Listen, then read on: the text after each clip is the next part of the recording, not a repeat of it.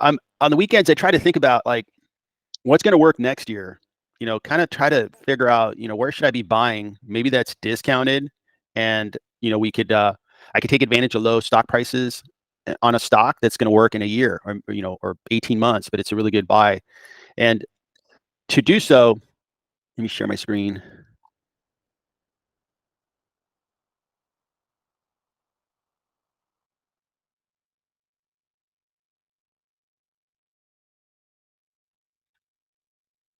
Okay, so to do so, I try to like kind of look high level and then continue to like narrow in on where I think there might be, some good places to look. And here's what I'm looking at is the 5-year return for the S&P, and then compared to the Russell, compared to the Shanghai index for China. And most definitely, the S&P's had a phenomenal 5 years. You pretty much doubled your money if you invested in the S&P because you had a 96% return, a very good return. The Russell 2000, it did not keep up with the S&P. It's actually half the rate of return. And if you look at the Shanghai, it really did not do well. It's only up 11%. Scott, you have a question?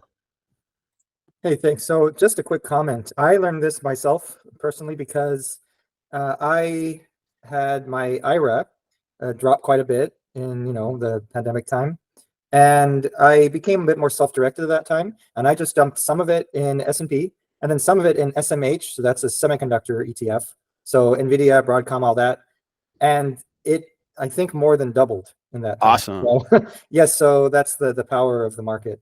Also, hey, Awesome. Mike, nice to meet you in the flesh, kind of. Yeah. So very good example. Now narrowing in, let's go. So when we look at the 1 year, now the 1 year, the Russell's really started to work. The Russell 2000 being the smaller stocks. It's beginning to be close to the S&P, which the S&P is heavily weighted toward those really valuable companies, Apple, NVIDIA, Microsoft, and the other above 1 trillion market cap companies. Those tend to really move the S&P, where the Russell is, small, mid-sized companies. And it's begun to work. For a while, probably about a year ago, I noticed that, especially around here, you see this gap. I just didn't see that the S&P was, excuse me, the Russell, which is in the yellow or gold line, was even close to the return that the S&P was producing. But now it's really, really done well, and especially here in the July timeframe, it really moved, and it came down with that correction. But it's now the small caps are beginning to work, and small caps have had better fundamentals. They have had, you look at PE ratios, they're lower. You look at free cash flows to stock price, those ratios look better.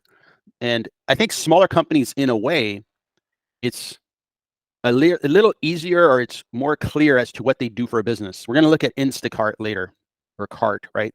And that's somewhat of a small, medium-sized business. You know what they do. They deliver groceries. That's their primary business. So you understand their business, and you can then use your awareness of the economy in that industry and say, is that going to do well over the next year or 2 years?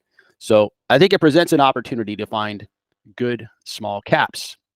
And along the lines of, companies that have not kept up, if you go to the China stocks, boy, the disparity is just pretty drastic. The China stocks did not work for the past year up until the last month. And then the China stocks really, they've had a good month, but a good month doesn't make a good year. Now, what I would say is, if you look at the 5-year, there's a lot of room to go. And especially for China stocks. If China stocks are going to be tradable in the stock market, their economy and their fundamentals, when you could look at Chinese stocks, you could see a very big difference between the ratios and fundamentals of a China stock versus a US stock. Very drastically different. And it's definitely, like, if you do the math, China stocks look inexpensive. But is the market going to buy China stocks? I don't know. Let's fast forward. Let's see how they do in 2025.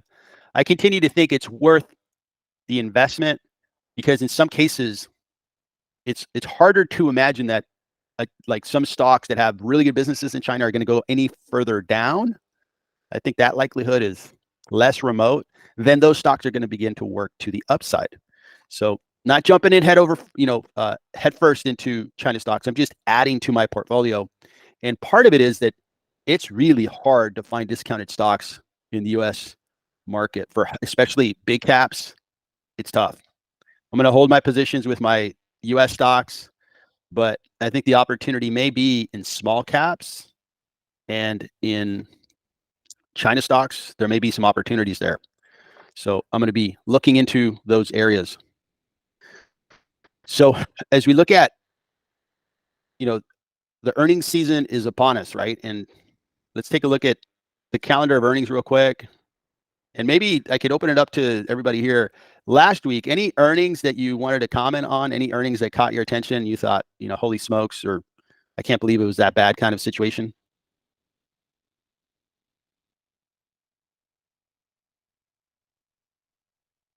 All right. So coming For up, me personally, oh, sorry to interrupt. go ahead. There's still a lot of earnings to come, right? Certainly in my portfolio, like Lowe's, for example, there's some that haven't announced yet. Mm-hmm. Yeah. So we've had a couple of important companies announced, right? Like TSM was probably the biggest announcement this past week. That was incredible. Netflix was a big announcement. That was incredible, both to the upside. And I was a little surprised how good Netflix stock traded up. I think it's a really, really neat company. I think it's great. I was just a little surprised that it went up that much, but that's a good thing for stockholders. I think the banking industry, based on the big bank earnings, is seeing that the economy is going to be good. Their earnings releases were like, hey, we have less revenue, but we're profitable, and we expect we're going to make money in 2025, and the economy should be okay. So that put the banking industry on a good path. We had other financial services companies announce, and they had good days. So that was a positive. The health insurance space was probably the sick puppy in the market, where you had United Healthcare announce, and then their stock plummeted. Elevance was even worse. They announced, their stock plummeted. It was pretty nasty for health insurance companies, and we'll see if they recover over the long haul. This week we have big announcements.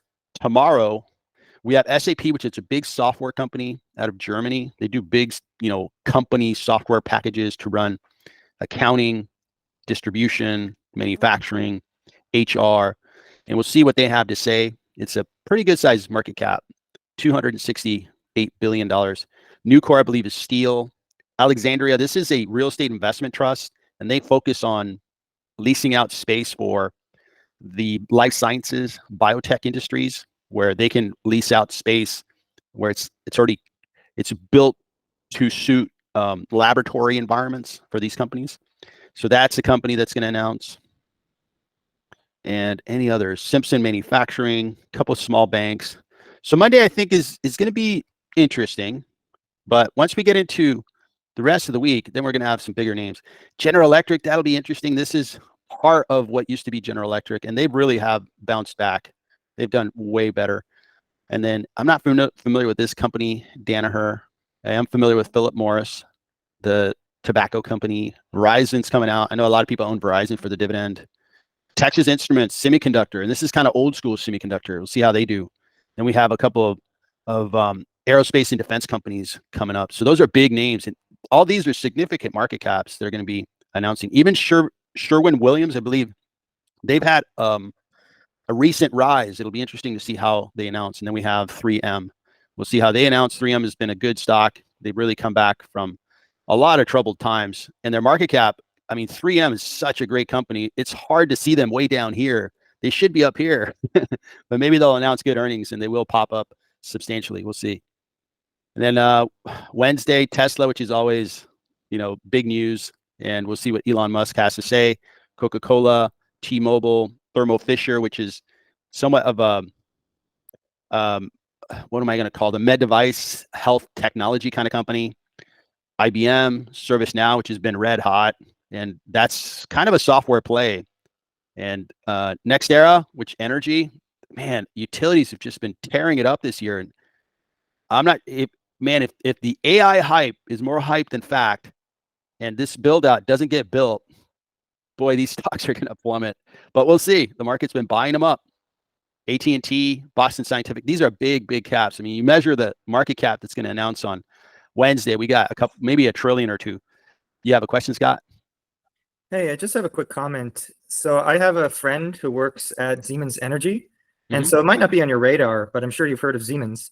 So Siemens Energy is actually an independent company. It used to be part of Siemens, but apparently a couple of years ago, they split off. It was kind of a spin-off thing, but they kept the name. And so since you mentioned GE, my friend was saying one of their big pushes right now is to get more of a foothold in the US because it's just not so known, right? But when you're starting, the nice thing of starting from the beginning is you have a lot of room to grow. And so I just I would mention that. And they released their earnings on the 7th, I think. And they've been doing pretty well. You can actually track their stock price. It started rallying. So they're not traded in the US exchanges yet, but since they're independent, that could change. Yeah.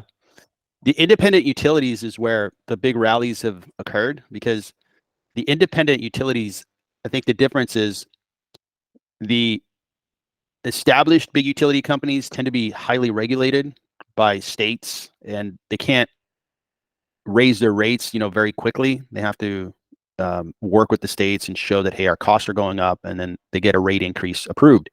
Independent utilities are more like they have the freedom to sell it, and they don't sell to many residential customers, I don't believe.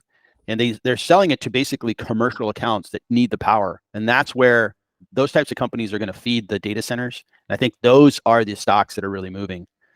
So interesting to see. We'll see how they announce, and we'll see how the stock moves. And then on Thursday, this will continue to have, some really recognizable names: S&P Global, Union Pacific. I've been watching this stock, hoping someday it comes down to a good acquisition price for me and I can buy it. Honeywell has been a really solid company. There's just going to be a lot of good companies announcing. And then on Friday, Sanofi. So it'll be a really big week, but we still don't have the massive companies. Like, I think the week following is going to have Microsoft and Google and Meta, and those are the big market caps that I think are going to move the market. But this will be a very eventful week. A lot of things to talk about. So let's take a look at CART, which is something that Kiter wanted to talk about, which is a good idea. It's a market cap of 11 billion roughly. And in my book, that's a small cap. Now that we have $3 trillion market cap companies, what we used to call a small cap would be like under $1 billion. Well, geez, companies are so expensive now. I think 11 billion is a pretty small cap, but we'll see when they reset the definitions. The revenue is 3.21 billion, and their forward PE, looks like they maybe didn't make a profit this year, 2024, is 40. Now, if they're growing, that PE is not bad. We'll take a look.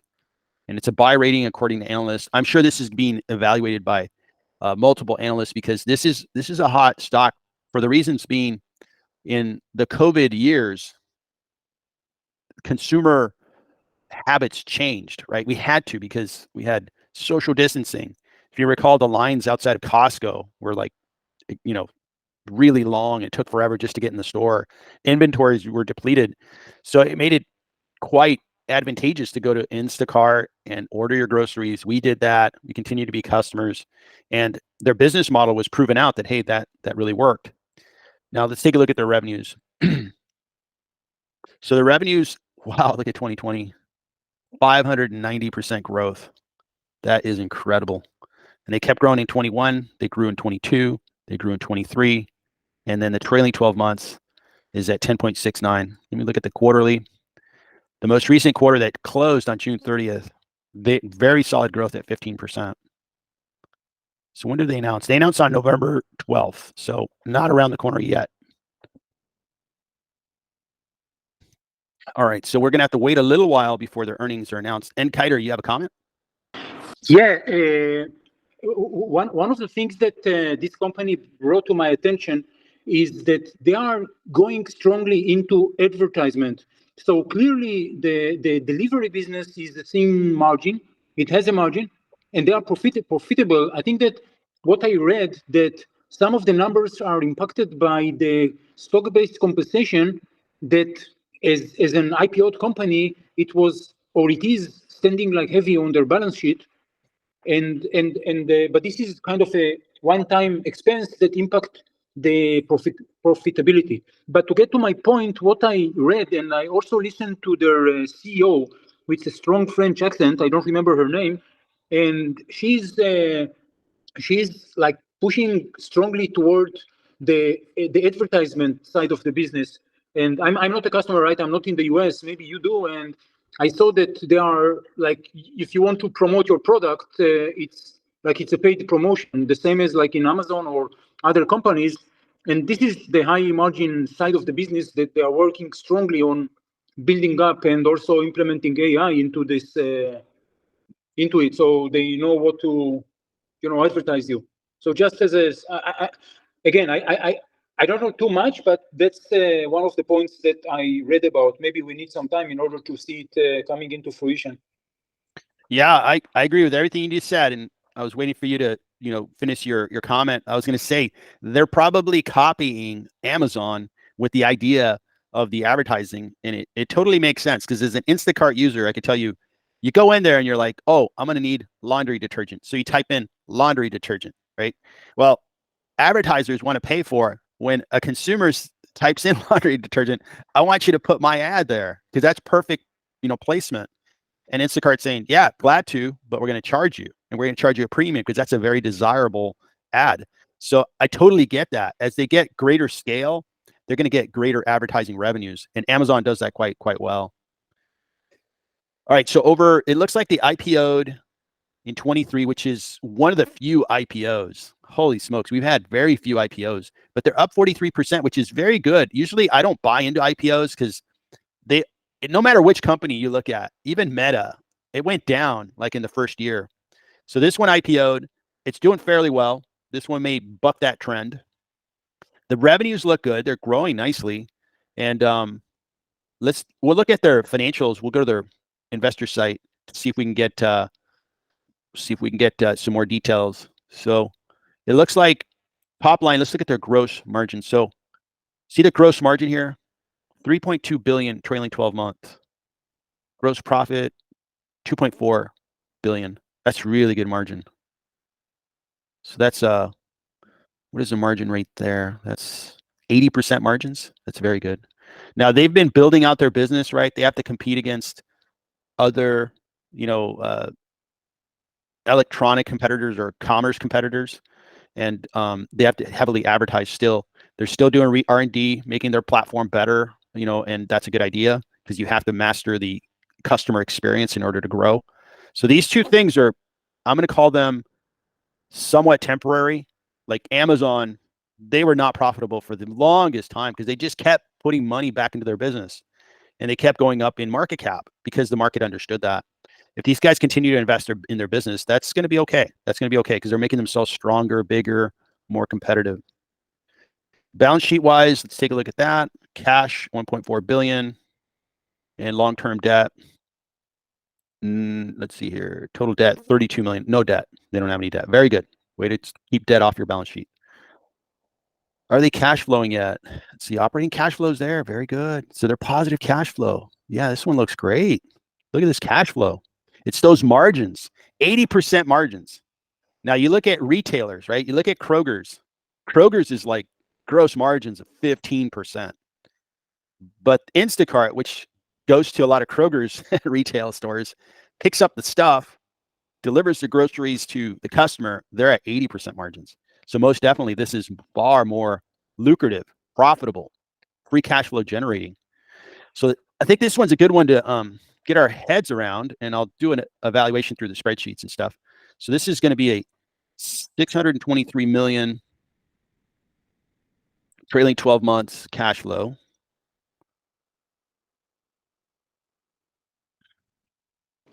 Okay. And what about their share count, Victor? Do they dilute, or do they hold the share count steady? well, let's look at their investor site, because I could show you the share count here, and this is probably going to be accurate, but you can really get the share count from their financials directly. So shares outstanding. So they were privately held, right? And then they went public. And since going public, their share counts dropped a little bit. But when you want to look at share counts, you look at their balance sheet that they put on their investor site, and you'll see exactly what's been happening there, if that's really critical to you.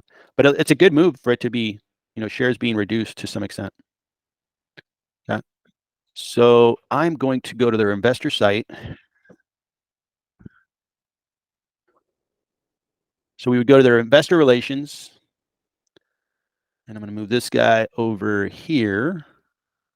And here is their investor relations. So they're going to report their third quarter on November 12th. They're a smaller company, so they're going to kind of be after all these big, massive companies report. Looks like Instacart. Okay, it's some headlines there. I'm not going to focus too much on that. Let's go into the earnings that they've already announced. So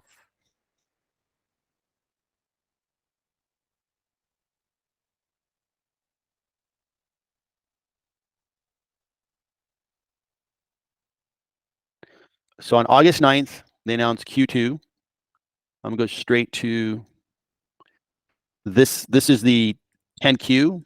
Every publicly traded company has to file a 10Q, a quarterly financials report, and it's going to include, all the latest things, and it's going to give us some, financial statements that I want to look at. So where's the income statement? I think I may have missed it. Let me go up a bit. Here we go. So here's the income statement, and here's the last 3 months for the second quarter of this year. And since it's the second quarter, they're also going to give us kind of like the year to date, the 6 months ended June 30th. Revenue. So this is 23 to 24. So we have an expanding business. Very good. An expanding business for the first 6 months. Again, cost of revenue. I'm really impressed that they have such high margins, gross margins. Now, I want to focus on a couple of things. So operating support, research and development, very good, making their business better, stronger. They're having to sell their solution. They're probably having to put some sales efforts into that advertising, business where they have to go to consumer packaged goods companies, food companies, and say, hey, don't you want to advertise on Instacart?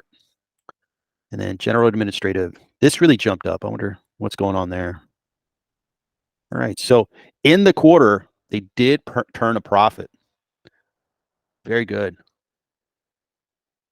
So I guess last year they did not turn a profit, but now they're profitable and they're generating free cash. Very good.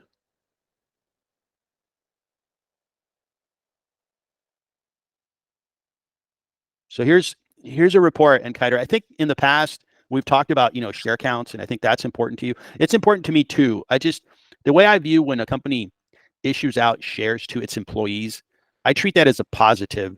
If you make employees part owners in the business, they're going to work long hours. It's going to be everything to them, right? And I'd rather have employees at a company that feel that way as opposed to, if they're just employees, they're just employees. If they're part owners, they're just going to really, really devote themselves. So I know some investors don't like when a company issues out stock to employees in the form of, share to its employees. But I don't treat it as a big negative. That's just my opinion on it. I think some investors don't like it. So here's the share count's been pretty darn stable. Not a big change. Good. All right. So I don't know what that is. I want to get the statement of cash flows and take a look at that. So here's the statement of cash flows. And these guys are following pretty much the format that most companies, typical companies, will follow, right? We have income statement, balance sheet. We know their balance sheet doesn't have a lot of debt, so I don't want to spend too much time there. But here we have the statement of cash flows. And this basically tells us, is the company generating cash out of their business? And it starts with their net income for the first 6 months. The statement of cash flows tend to be a year-to-date financial statement. So when we get to the third quarter being closed, it'll say 9 months ended June 30th. And we start with net income, and then you add non-cash items like depreciation's non-cash. Here's the stock-based compensation. And again, I don't view it as a negative. Some investors do, and it's how we look at businesses, and we can be different in the way that we have an opinion on a business. I think that's a positive, but some people don't believe so, and they actually reverse that number. But overall, they have $349 million of cash from operations. That's cash that the business is generating. It's almost like if you had a pizza shop, right? Hopefully everybody knows what a pizza shop looks like. End of the month, or let's say for the end of the first 6 months, you own this pizza shop. You spent all this stuff on flour and ingredients. You spent all this money on employees, and you paid your lease, all those good things. At the end, your pizza shop made $349 million. That's how much cash you have in front of you. Now, one thing we deduct is CapEx. So that same pizza shop, if all of a sudden you're like, hey, you know what? I actually had to buy a new oven for the pizza shop. Okay, I need to deduct that because that came out of my cash pile. I had to spend $38 million on a new pizza oven, which is going to reduce this number, 349 minus 38, excuse me, will leave us with 311 million. So that's 349 minus 38, 311 for the first 6 months. When that coincides with their trailing 12-month free cash flow that we looked at earlier was 223. That's right on the button. If you double 311, you get 622. So we're right there. So that's a good number. All right. So now that we've seen, so just to kind of follow my logic, I like the business. They're in an expanding market. We're not doing less online. We're doing more. We have a business that's really focused on grocery. This is what they do. They will get groceries over to you. They keep investing in their website to make it even better, which I like, because I think they can quickly go to, recipes and stuff like, hey, what do I want to make for dinner? Oh, let's have Italian tonight. All right. So maybe Instacart can recommend a few recipes, and bingo, I can quickly get my bill of material from my local grocery store or from Instacart, then have it delivered. I think that's good for the customer, and I think it'd be an area of innovation for them, as well as just having standard orders, which I find convenient. You have your typical orders. It saves a lot of time when you have your template of what you order. You just check off the things you want, and then it gets delivered. So all those things are getting better for the business. I like the business qualitatively, right? Not looking at the numbers. Do I like the business? I do. Do I think the industry is expanding? I do believe the industry is expanding quite well. Are these guys investing in the future? Absolutely. So I'm liking the business. Do I like the numbers? I do. I like the numbers. So that's high level. That's first impression on the numbers. So let me crank into a value analysis, and we will take a look at, I'm going to compare them to Uber because I think that's a pretty good comparison. So here's my analysis on Uber.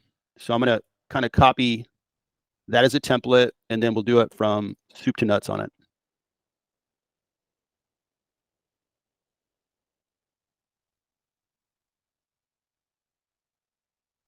One of the things that I'm really liking about our calls and live streams is you guys come up with really interesting companies, and then we analyze it. And I'm like, man, I wouldn't have looked at Instacart, but I'm glad you brought it up. What's their name? I think I'm waking up on a Sunday. I went to a good party yesterday. Maybe they can change their name because I'm like Maplebear, but that's just maybe. So the explanation is that the founder was initially in Canada, and then he moved to your area. So the maple is from Canada, the bear is from California. So he called the company Maplebear. That's the story. It's just not intuitive, right? It's not No, like not at all. Instacart is what I know. I've used it, many times. My wife, if you told her Instacart, she'd be like, "Oh yeah, I've been using Instacart for 4 years." And if I told her, "Hey, you familiar with Maplebear?" She'd be like, "No." Is that a new donut at the local donut shop? She wouldn't know that it's Instacart. So I think it's neat that they have that, originating name, and maybe it'll stick. But maybe they can. I don't know. Just my high level opinion. Maybe they can change the name. All right. So discount. I'm going to go to 9. Why? They're smaller than Uber, and it's a smaller company. I want a higher rate of return. They have an excellent balance sheet. Has nothing to do with balance sheet risk. It's just a smaller business. From a smaller business, I want a higher return because I am taking a higher risk. So, okay, so we went over cash flows, and we know the cash flows in the trailing 12 months are 623 million. Now, one thing I didn't look at very closely, but we can look at very quickly, and it's going to be hard, but let's take a look at it, is I want to kind of get a sense of, are they growing their free cash flows, and what's that growth rate look like? So they are growing cash flows now quite quickly, right? Because they went from 253 to 532 for the full year.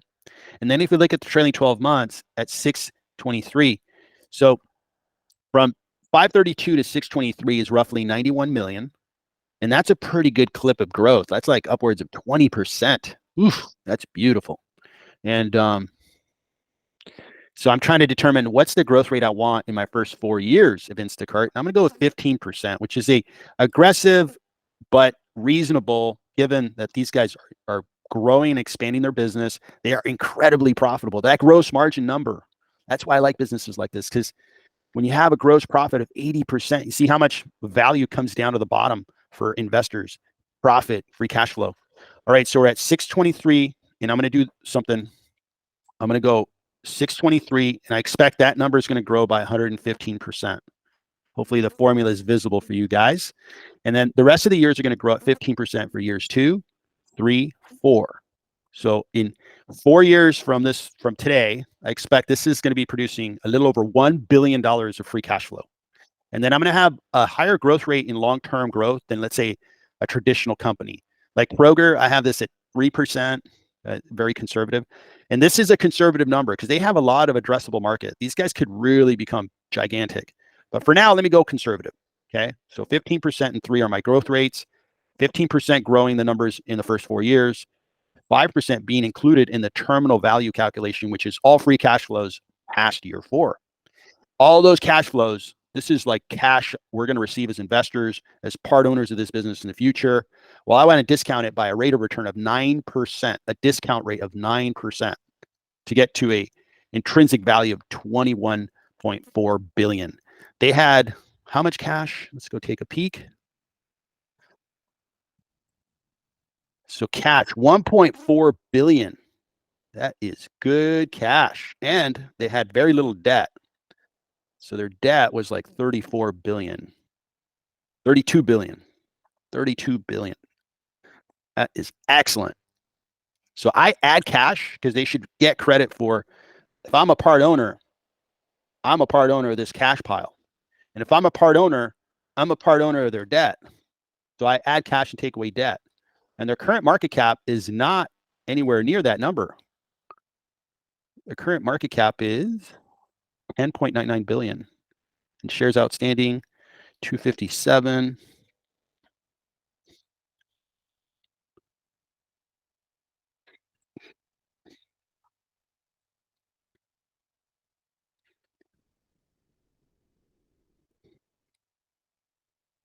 So this is heavily discounted if you look at their free cash flows and how I expect their cash flows are going to grow. Now, why are cash flows that important to me, right? When we go and look at stocks, and we're going to look at so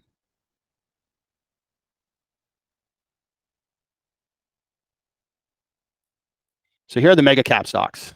And if I looked at Apple, very high free cash flow. NVIDIA, high growth with high cash flow. Microsoft, very free cash flow, very high cash flow, very high cash flow, very high cash flow. A very consistent norm is these companies become incredibly valuable when they can prove that they are free cash flow generating machines. So when we look at their free cash flow for Apple as an example, free cash flow, look at this cash flow. So they went from 51, 64, 59, 73, 92, 111, 99. And they do $104 billion of free cash flow. That's bigger than most large companies that are big. Like that's more free cash than Uber has in revenue per year. So there's a direct connection between free cash flow and an overall market cap and valuation of a company. And their ability to grow that free cash flow like Apple did in these years really makes the stock move. And it makes investors like Warren Buffett say, this is a very valuable business. And of course, his team did it years ago when it was a phenomenal investment. So that's why I believe that free cash flows communicate to me like the expected value of a company. And I'm looking for companies that is looking like this, where, hey, the value of the cash flows, they're going to keep loading up their balance sheet with cash. They're going to buy back shares. They're going to keep getting bigger. And an 80% margin business is really desirable because They can do a lot with 80% margins. All right, so analysts, 19 analysts cover the stock. That's a very, very good, number of analysts that are forming an opinion. They say, hey, we think the stock's just slightly discounted, and they are basing it mostly on earnings per share. 28 analysts are saying this is going to be their earnings per share in 2025. Since we are so close to 2025, we're like 2.5 months from the new year. And I'm going to use this number, $1.32 per share. And then I'm going to talk about my PE ratio. Their PE ratio is going to be, their forward P is 32. I'm probably going to go 36. I think 36 is reasonable. And that was 132 is the PE. Earnings per share, 36, growth rate, 30%. Now it's expected to grow 30% from 2025 to 2026. I never take the high, so I'm going to go 20%. So even based on earnings per share, using this calculation, Benjamin Graham's calculation, I get a 33% discount. I blend the two and I take a higher weight in free cash flow. This is a good stock. This is a good company. There's nothing that I'm gone over yet that makes me think they're going to have a big giant problem. I think the customer adoption may be a challenge. Like, where are they going to get their next wave of customers? Because they want to grow two ways. They want more customers, and they want to sell. They want those customers to buy more, right? Those are the two ways. And maybe they expand from, hey, we don't just deliver groceries. We'll deliver, fill in the box, other things, right? And maybe they get into commercial, where businesses are like, hey, I'll use Instacart to fulfill all these things, but that might be stretching it. So far, so good. I like the company. I think it's discounted. And that's a good point to stop and see. You guys have questions? You guys have any different opinion or concern? Would love to hear that. Mr. Enkiter. I have a question regarding the cash versus debt on the balance sheet. Isn't it typical for a young company that just did an IPO, to have like a large amount of cash because of the money that they received through the IPO? Yeah. Yes. That's a factual statement. So, yeah. So in that case, wouldn't it be that the cash on the balance sheet is less impressive than seen? Or is it nonsense what I'm saying? No, I think what you're saying is logical. And I think you're making a logical statement. They just IPO'd a year ago. So they should have, and we'll see that here. So that IPO is, I believe, when they sell shares, so there's 3 sections to a statement of cash flows. There's a statement of cash flow section that represents operations. You're operating Instacart. You're charging customers money. You're taking care of your expenses. And then at the end, you have this cash left over. Then you have cash from investing. Okay. And this is where you do CapEx, capital expenditures, cash, investments in securities, that type of thing. And then you have a third thing, is cash from financing.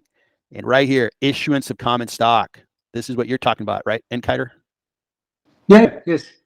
So we saw that in their IPO, they got $407 million from their IPO. Okay. So that balance sheet balance was actually 1.4 billion. So and let me go quarterly on that just to make sure that I'm seeing all the cash from that IPO that they got, which I'm pretty sure.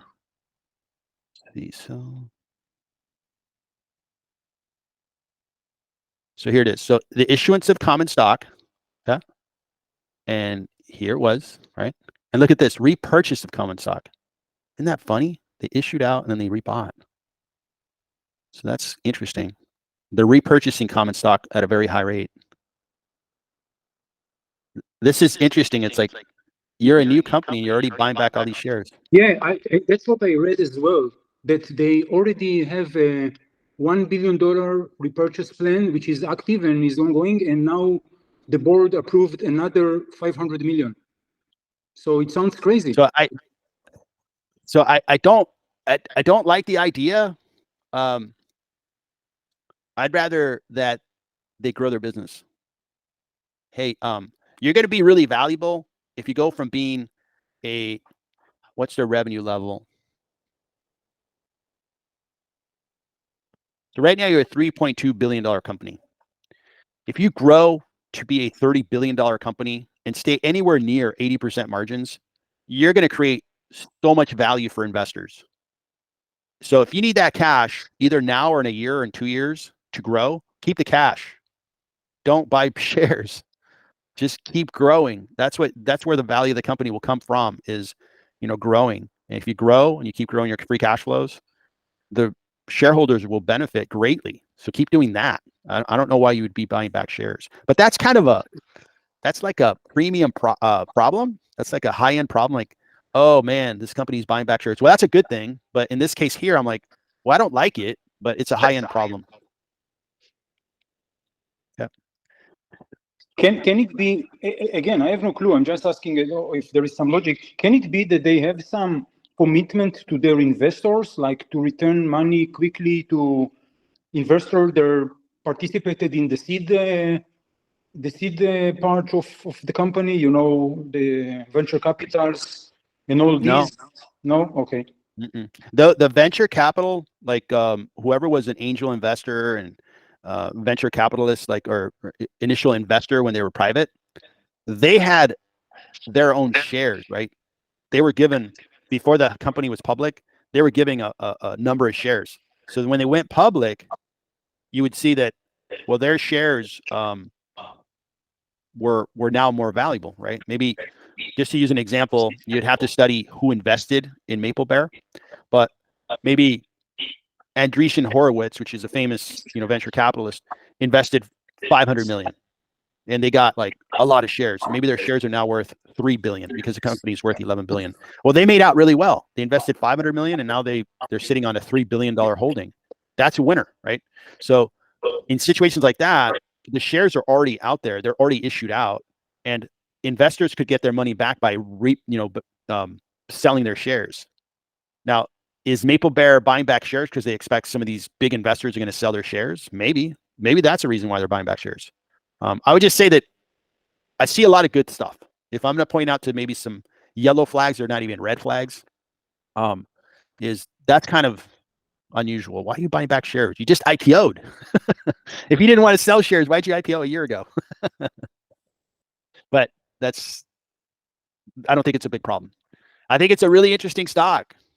I started this call by saying I'm finding it hard to find discounted companies in the United States. And guess what? Here's a discounted company in the United States. It's a small cap, and maybe big investors are all caught up with AI, and they're like neglecting this really neat little company here. I'm not. I think I'm gonna sit on it overnight, and I'm probably gonna buy some shares. I own Uber. I like these businesses. I own Uber. And what else do I own that's similar to this? So I own Amazon, Airbnb. JD, Alibaba, Airbnb, Yeah. Uber. I like businesses like this. Robinhood to a large extent. See, because Instacart is breaking the old way and setting up a new way. They're like, okay, the old way is you go to the grocery store and you buy your groceries. Okay, we've been doing that for what? Thousands of years, because you would go down to the market and buy your vegetables and pay somebody and walk out, right? Or walk away. Grocery store, you go to the grocery store, you pick your stuff, put it in your shopping cart. Now the grocery stores want you to self-checkout everything. They want you to scan everything, and then it's kind of a burden, especially if you buy a lot of stuff. But the new way is what Instacart's doing, which is, hey, forget that business. Just order everything online. We'll ship it to you. Well, deliver it to you, I should say. Totally. And they could probably expand to other than grocery, right? Maybe you go to Target. Hey, I need tissue paper, and I need some coffee from Target, and I need this and I need that, and get me this from that department. Totally. That made total sense. So this is a good one. Nice work, and Kiter. So anything else on CART before we move forward?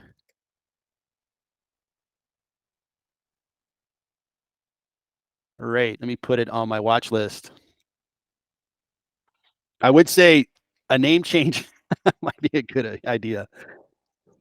That way, guys like me that are sleepy on a Sunday morning are like, wait, Maplebear, that doesn't make any sense.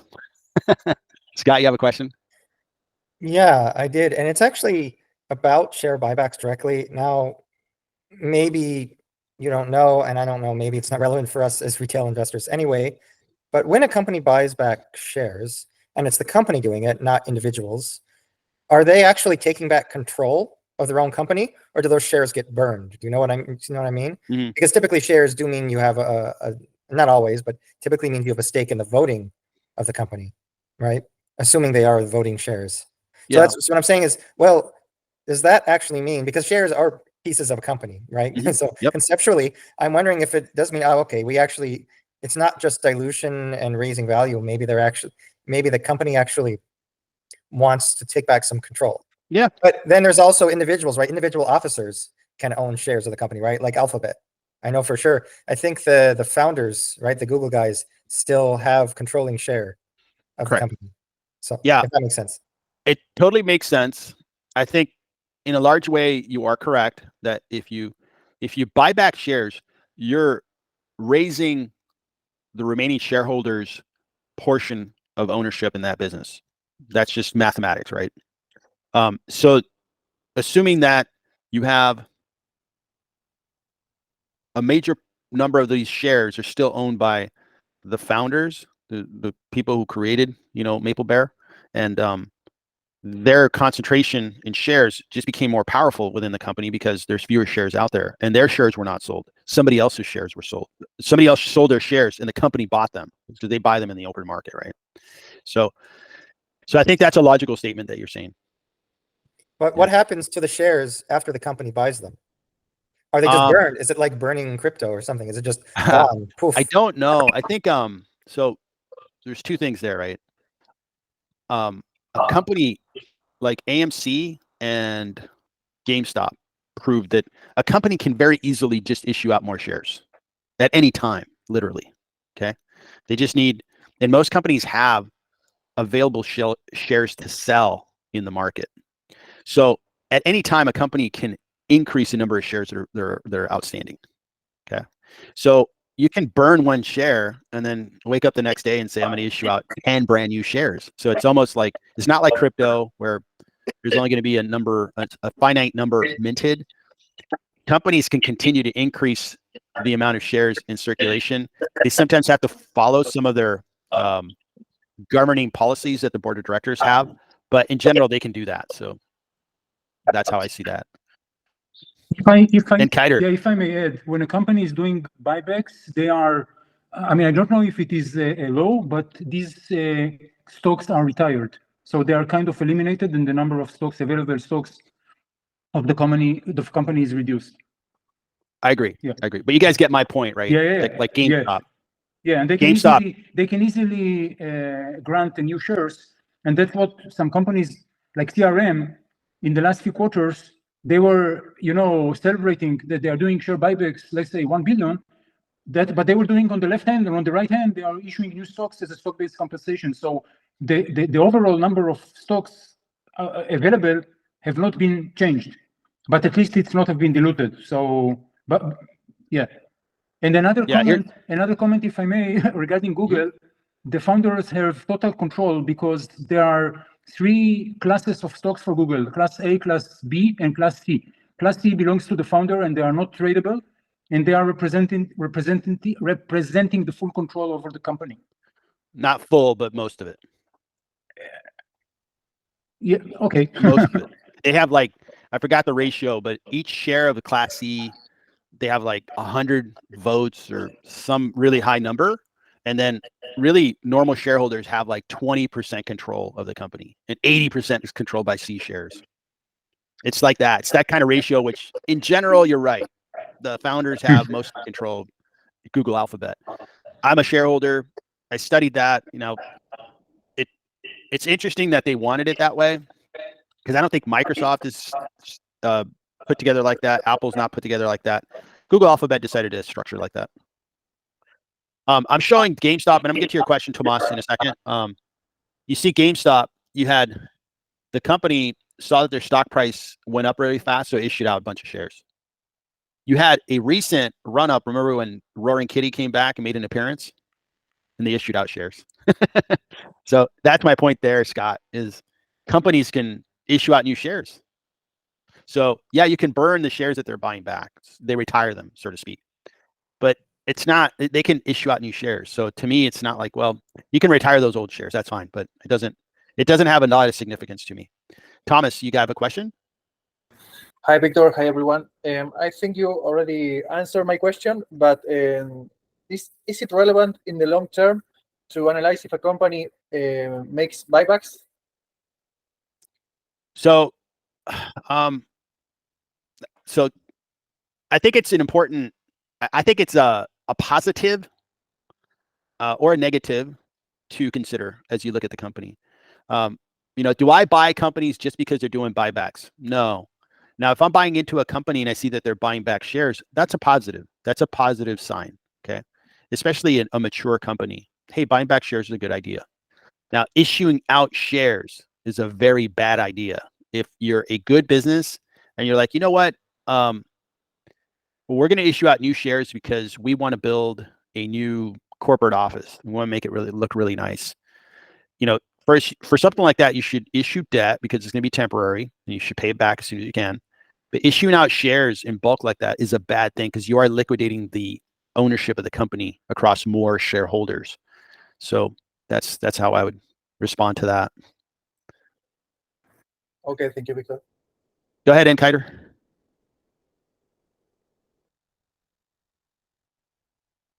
Enkiter, can you hear me? You're on mute, Enkiter, if you're talking. Maybe he just left his No, hand no, up. no. I'm sorry. I was not talking. Sorry. Okay, you don't want to say. Okay, Scott, you have a question or a comment? Yeah, I just have a quick comment on Google actually, because I researched this. And the reason I only buy Google and not Goog is so the Class A shares, which are the ones that have the voting rights technically, actually seem to always trade at a discount to Goog, even though it's small, right? It's usually less than 1%, but it's been a little bit more sometimes. And it's just funny because in theory, they're more valuable than Class C, right? Because they have voting rights attached. But because I guess the market knows that realistically, you're never going to have, even if you bought all of them, you're not going to beat the founders' share. That I don't know, that they trade a little bit of a discount just because it's not as known. So yeah, I think that's why I always buy it, because it's the same company. So to me, you're getting the same thing at a discount. So I forgot why I ended up buying, Goog instead of GOOGL, and I think not a lot of other companies are doing what Google Alphabet did. Maybe because it's like they're looking at like Meta. It's Meta, period. Microsoft, it's Microsoft. Apple, it's Apple. And maybe Google outsmarted themselves and did this, and other businesses are like, well, that's kind of confusing. We don't want to do that. Because it just opens up like the conversation like, whoa, that's kind of weird. And then these findings, it could be a liability down the road, right? Fast forward 50 years, Sergey and Alan Page, right? They're dead and gone. Who's going to own those shares? The controlling shares. Well, isn't that going to be a liability, right? Like, well, who's going to own them? What if, like, just making this up, but Alan Page,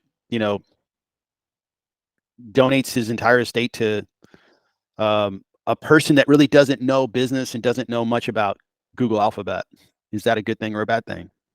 Could be a bad thing. So if you just keep it like the way other companies have, I think it'd be better because, like Bill Gates is still a major shareholder. He's not as active with Microsoft, but the other founder, what was his name? Alan, forgot his first name, and he died, and he's left. So but the shares are all normal shares, so they could just be liquidated very easily. And when they get liquidated, it's not like a big part of the control of Microsoft is being granted to somebody. Where on the Google side, I think down the road, it could open up some really bad things for the company.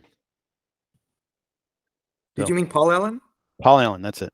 Yeah. It's funny that that they did that. And if you look at any ETF that buys Google, you'll see that, or Alphabet, you'll see that they have to buy both A and C shares of stock. I guess, to match the market cap, right? And so imagine if every company did that, or even like half the companies did that, that would get confusing real fast. Yeah, and then how do you? I mean, I think they could probably correct it, right? If they someday decided, hey, we're going to convert these shares for those shares, the board of directors would make the decision. It would be communicating to the street, and they could just say, hey, we're just going to have one symbol now, and they could do it. All right, so let's move forward. I wanted to end on one topic that came up in yesterday's call. It left me with just a willingness or an interest in showing something. So Tomas, yesterday we talked about compounding, right? And I put together this schedule here that shows compounding over years. And I wasn't able to show this like on the fly in yesterday's call, but I wanted to show it here. If a young investor, let's say a young investor's 25 years old, and they have $10,000 to their name, and they're like, I want to start investing. Wonderful. And I'm an average person in the US making about 60, and I looked this up on Google search. The average person makes about $60,000 a year in the United States.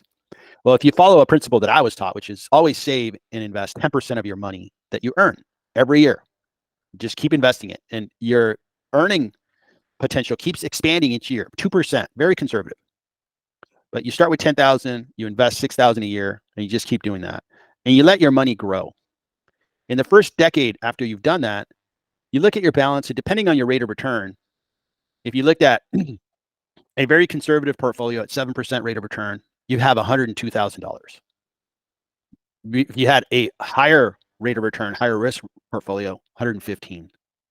11%, you got 121. Oh, okay, it grew nicely. If you look at, that's the first decade. You look at the second decade, fast forwarding to year 20, you see that, hey, I'm really accumulating some money. So I started at 25, now I'm 45.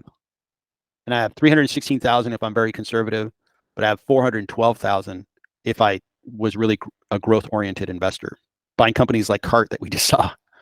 And really, this is the decade that I want to show, because this is the payback, or this is the money shot.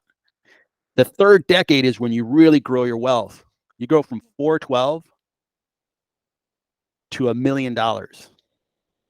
This is why you want to invest when you're young, and this is why you want to keep investing, and this is why you want to keep your money invested.